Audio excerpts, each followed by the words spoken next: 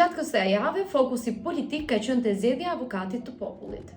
Partia Demokratike sugjeroi një formulë të re, ku sipas së cilës deputetët demokrat do të sugjeronin 6 kandidatura, ndërsa Partia Socialiste do të zgjidhte 3 prej tyre.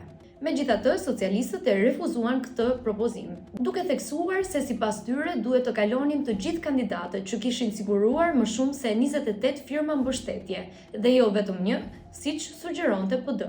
Kandidatët që përmenden për këtë post janë Aranita Brahaj, Besim Drexhonaj, Jola Hysaj, Artar Bazaj, Adriana Kalaja dhe Endri Shabani. Megjithse ky i fundit pritet të tërhiqet pasi PD nuk do e mbështes më.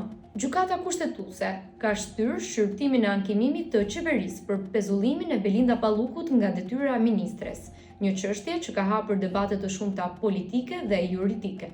Në Partinë Demokratike ka pasur lëvizje të reja që kanë shkaktuar debate politike të brendshme.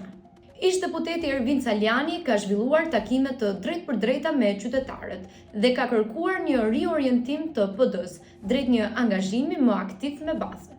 Sali Berisha e ka kundërshtuar këtë lëvizje, duke thënë se Saliani po ndjek një agjend personale. Nga ana tjetër, Saliani ka pohuar se në takimin e zhvilluar në Durrës morën pjesë rreth 500 vetë, mes tyre dhe drejtues lokal të PD-s, duke kundërshtuar deklaratat e Berishës. Një tjetër zhvillim ka qenë edhe zgjerimi i foltorës së Partisë Demokratike, këtë herë jo vetëm para kryeministrisë, por e shtrirë edhe në disa qytete të vendit. PD ka nisur analizën e brendshme të zgjedhjeve të 11 majit. Qëllimi është identifikimi i problemeve dhe faktorët që ndikuan në rezultatin zgjedhor, përmes shqyrtimit të çdo qendre votimi dhe performancës së kandidatëve për deputet.